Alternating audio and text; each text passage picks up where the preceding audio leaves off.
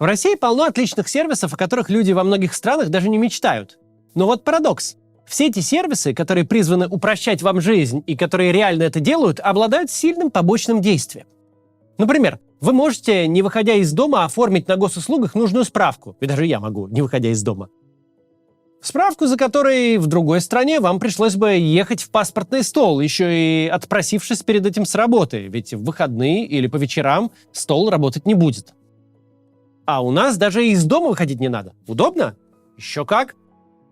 С помощью онлайн-банкинга вы можете управлять своими финансами прямо из мобильного телефона. Не нужно звонить и висеть на линии, чтобы разблокировать счет. Все можно сделать онлайн. И это тоже доступно далеко не везде. Как и универсальное приложение Яндекса, в котором можно и музыку послушать, и такси вызвать, и доставку продуктов заказать. Но вот обратная сторона медали. Тот же Яндекс сообщит силовикам про ваше перемещение на такси. Сбер или Тинькофф расскажут про ваши переводы и заблокируют вам все счета по первому же требованию властей. Через госуслуги военкоматы рассылают повестки в армию. Наша страна очень богата на талантливых людей, которые создают классные и ценные продукты, делающие нашу жизнь проще и приятней. А потом приходит государство и пытается использовать эти продукты в своих далеких от интересов граждан целях. Сегодня поговорим о том, как так получилось. Как так вышло, что в России возникла такая сильная IT-отрасль, которая в какой-то момент свернула не туда.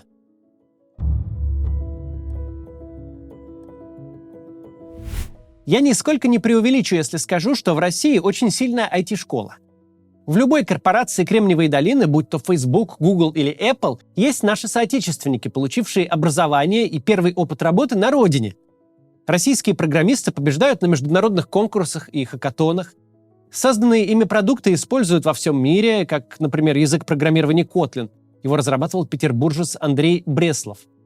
Можно сказать, что появившиеся в нулевые десятые годы сервисы – это, по сути, отложенный результат холодной войны.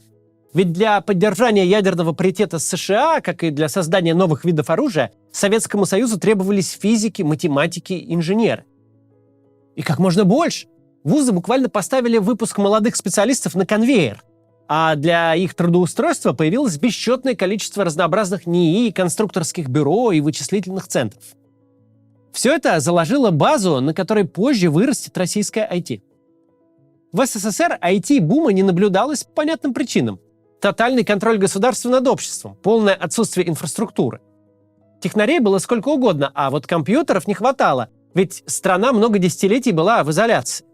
Только на рубеже 80-х и 90-х годов барьеры ослабли, и рынок начал тут же заполняться. Причем с космической скоростью. Ввоз техники на пустой советский рынок стал самым быстрым способом заработать. Именно так сделал свои первые деньги Михаил Ходорковский. И даже МММ Сергея Мавроди началась не как финансовая пирамида, а как вполне респектабельная компания по импорту компьютеров. И вот СССР распался, и начался расцвет российской IT-индустрии. Окончательно рухнул железный занавес. В страну начали приходить мировые гиганты типа Microsoft и IBM. Тысячи сотрудников советских вычислительных центров остались без средств к существованию, ведь гиперинфляция превратила зарплаты госучреждений в копейки. Эти сотрудники отправились искать новые способы заработка. И как грибы после дождя стали появляться компании, зарабатывающие коммерческой разработкой софта. В такие компании иногда преобразовывались целые НИИ. Например, на базе проектного института Госкомстата возникла известная корпорация 1С. Полистайте вакансии продавцов или бухгалтеров. Везде в России и в странах СНГ с вас будут требовать знания 1С. Другой пример – антивирус Доктор Веб. Его создал Игорь Данилов, работавший раньше на оборонном НИИ в Ленинграде. Из чистого энтузиазма он занимался созданием антивирусных программ, чтобы защитить от кибератак родной институт. И когда СССР распался, Данилов превратил свое детище в коммерческий продукт. Евгений Касперский в конце советского периода тоже работал в оборонном институте. Он занимался криптографией, по сути, шифрованием данных. Позже на основе своих наработок он запустил знаменитый антивирус Касперского. Первый сайт Рунета назывался 1994.ru. В этом году был зарегистрирован ру-домен. Сайт представлял из себя просто каталог со ссылками на имевшиеся в русскоязычном сегменте сети ресурсы. И он доступен до сих пор. Уже через 2 года появился первый полноценный отечественный поисковик – Рамблер. Его сделали сотрудники Микробиологического института Академии наук из города Пущино. Для них это была изначально узкопрофессиональная задача – сделать сетевой ресурс для поиска по базе научных статей. Рамблер быстро разросся до целого медиапортала. Кроме поисковика у него появился свой почтовый сервис, сервис картографии, погоды и многие другие. Позже возник и новостной сайт. Для этого Рамблер купил молодой ресурс Лента.ру. Тогда Рамблер был однозначным лидером Рунета. Но потом между его основателями произошел конфликт, команда сменилась, и ресурс начал уступать конкурентам, прежде всего Яндексу. В конце 80-х один из основателей Яндекса, Аркадий Волош, был аспирантом Московского института нефти и газа. Тогда он основал фирму Комптек, которая занималась импортом компьютеров и другой техники. Также вместе со своим другом Ильей Сигаловичем он работал над созданием поисковой системы. Вскоре это направление стало основным. Главной фишкой их технологии стал поисковой движок, учитывающий морфологию русского языка. То есть именно благодаря ним вы можете сделать запрос на естественном языке, в любой форме и любом падеже, чтобы получить желаемый результат. Эту технологию они назвали «еще один индексатор» или «yet another indexer». Сокращенно Яндекс.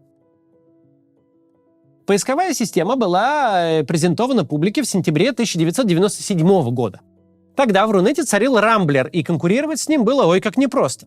Волош и Сигалович сделали ставку на контекстную рекламу, которая выдавала результаты, исходя из запроса пользователя. И не прогадали. Это стало основной бизнес-моделью компаний. В 2000 году Яндекс выделился из состава Комптек и стал главным детищем своих основателей. Через год портал обогнал Рамблер и с тех пор остается лидером Рунета. Союз Воложа и Сигаловича помогал Яндексу развиваться невероятными темпами. Волош – успешный менеджер и бизнесмен. Он находил инвесторов, открывал для компании новые рынки. Сигалович – талантливый инженер. Он добавлял в продукты компании все более сложные технические фичи, помогавшие выделяться на фоне отстающих конкурентов. Так складывалась привычная и знакомая нам экосистема Яндекса. К концу нулевых Яндекс был уже не просто крупнейшим поисковиком России, но одним из крупнейших в мире. В 2011 году компания вышла на IPO и продала акции больше, чем на $1 миллиард. Это было второе крупнейшее IPO интернет-компании после выхода на биржу Гугла. А ровно год спустя, в мае 2012 года, люди, проходившие мимо дома Зингера на Невском проспекте, заметили парящие 5000-е купюры, которые кто-то выбрасывал из окна.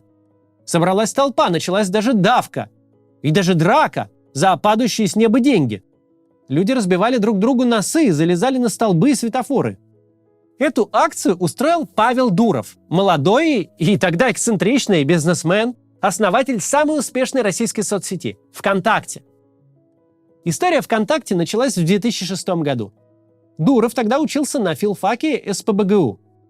Еще в студенчестве он создавал сайты и форумы для общения однокурсников, а после знакомства с Facebook, который тогда вовсю набирал обороты в Соединенных Штатах, Дурову пришла идея сделать более универсальную соцсеть.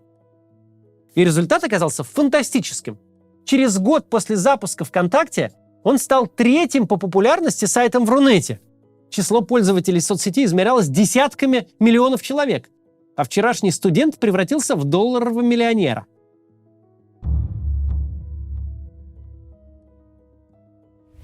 Конец нулевых и начало десятых – это золотой век Рунета, когда у мировых гигантов Гугла и Фейсбука дошли руки всерьез заняться российским рынком, они вдруг обнаружили на этом рынке конкурентов, успешные локальные компании, которые уже невозможно вытеснить.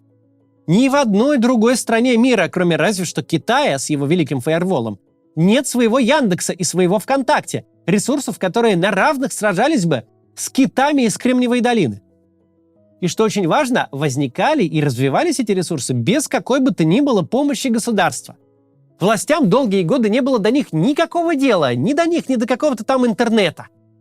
Поэтому и Рунету, и российской IT-отрасли в целом удавалось избегать пристального внимания госорганов. Когда уже были прибраны к ногтю телеканалы, из традиционных СМИ остались в живых лишь несколько заповедников свободы слова, типа «Эхо Москвы», «Дождя» до «Новой газеты». И в это время в интернете никаких ограничений.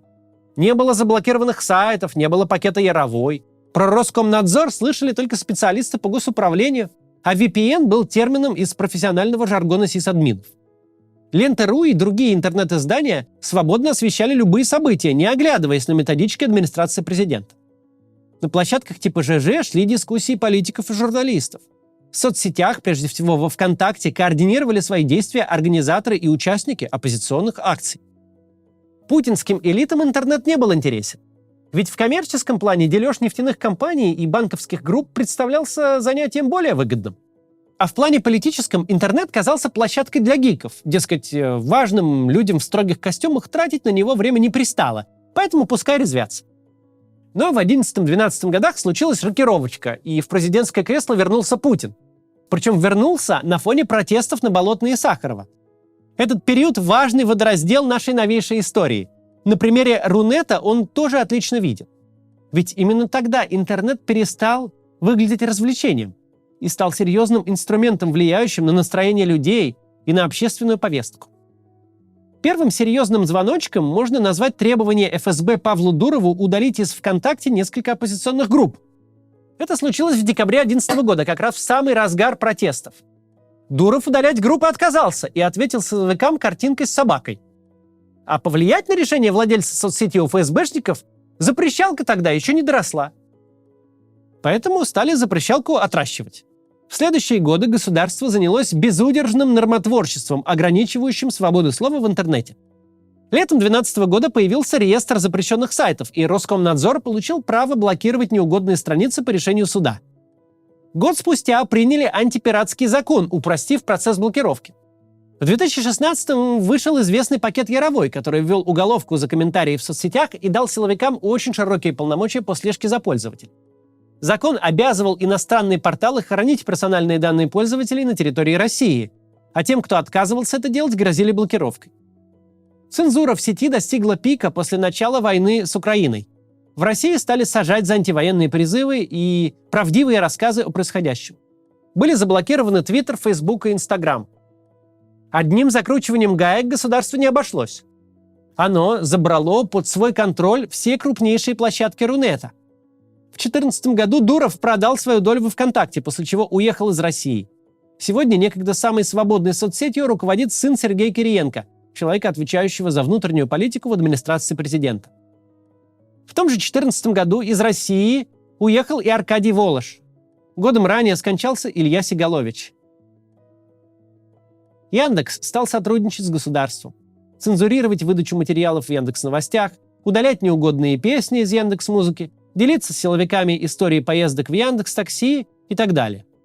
В прошлом году советником по корпоративному развитию в Яндексе стал бывший министр финансов Алексей Кудрин. Российское государство и само пыталось создавать какие-то IT-сервисы, но все блинчики вышли комом и превратились в посмешище. Например, сервис Рутюб, который в какой-то момент даже технически превосходил YouTube и вполне мог захватить российский рынок, так же, как ВКонтакте или Яндекс. Но он своевременно попал в руки «Газпрома». В поисковик «Спутник» вбухали миллиарды бюджетных рублей и создали портал, который на пике популярности посещали аж 11 тысяч человек в месяц. Примерно как этот ролик посмотрят за первые 2 минуты его выхода. Однако, даже несмотря на все ограничения, отрасль информационных технологий в России пока что жива. Пандемия коронавируса дала огромный импульс маркетплейсам и сервисам доставки. В прошлом году наша страна стала лидером по росту электронной торговли. В ее основе лежит именно IT-продукт, и крупные игроки – Озон, Wildberries и Авито, ну и другие – вкладывают в развитие миллиарды долларов, конкурируя между собой и соперничая с обычными розничными магазинами. Российский мобильный банкинг, пожалуй, стал лучшим в мире. Как-то незаметно мы прошли путь от мема «где карту открывали, туда и идите», уж который все и забыли, до ситуации, когда любой финансовый вопрос можно решить, не выходя из дома и находясь в любой точке планеты. Все это тоже результат конкуренции. В конце нулевых предприниматель Олег Тиньков открыл первый полностью цифровой банк, названный его именем, и предложил совершенно новый уровень сервиса. В итоге все остальные, даже неповоротливые государственные гиганты, были вынуждены подтягиваться, чтобы не потерять клиентов. Олег Тиньков уехал из России в 2022 году и вынужден был продать свой банк после жестких антивоенных высказываний. Другой вынужденный иммигрант Павел Дуров после отъезда создал новый продукт – Telegram, который вошел в число самых популярных мессенджеров в мире. Telegram особенно полюбили политические активисты. что вызывает недовольство у самых разных автократических и тоталитарных режимов. Мессенджер блокировали и в Китае, и в Иране, и в Афганистане. В России тоже пытались, правда, безуспешно. Война Роскомнадзора против Телеграма продолжалась больше 2 лет.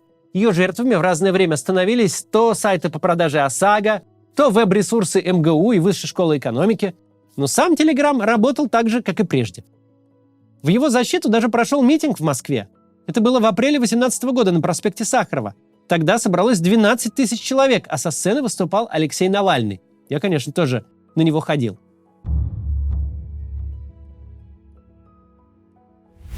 У нашей страны есть огромная ценность. Не нефть, не бескрайние просторы, а люди. Талантливые и образованные люди. То конкурентное преимущество, с помощью которого Россия могла бы найти свое место под солнцем, стать богаче и благополучнее. Россия могла бы стать одним из мировых IT-центров. Это вполне реальная для нас перспектива. И история российского IT показывает, что все, что требуется от государства для этого, просто не мешать. Можно помогать, конечно. Давать налоговые льготы, образовательные кредиты, организовать визы для стартаперов и так далее. Но даже если просто не мешать, эффект уже будет поразительным. Пока менты пытаются наскрести в каждом репосте состав для дела и собственного повышения, они убивают российское IT. Пока ФСБшники видят в приложении такси способ узнать, где живет оппозиционный политик, чтобы нагрянуть к нему с обыском или подкинуть наркотики журналисту, они убивают IT. Если пропагандист превращает агрегатор новостей в рупор пропаганды, то же самое. Хватит использовать технологии в политических целях. Тогда эти технологии будут развиваться совершенно естественным путем. Не нужны будут ни миллиарды бюджетных денег, ни Сколково, ни мертворожденные поисковики. Сами по себе будут возникать новые Яндексы и ВКонтакте, новые Дуровы и Сигаловичи. Они будут не только создавать новые продукты, меняющие жизнь людей во всем мире к лучшему, но и банально даже платить налоги, создавать рабочие места. У российской IT-индустрии огромный потенциал. При нынешней власти он остается и останется неиспользован. Российские айтишники могли бы составить конкуренцию гигантам из Кремниевой долины, могли бы питать российскую экономику. И это все еще возможно. Но не при путинской власти. До завтра. Приглашаем вас на живые выступления Максима Каца. Вы сможете увидеть закулисную жизнь канала и запись ежедневного ролика. А во время общения с залом сможете задать свой вопрос Максиму. Лимассол, Амстердам, Вена, Тель-Авив, Цюрих, Париж, Рига и Милан. Билеты на сайте maximkatz.com.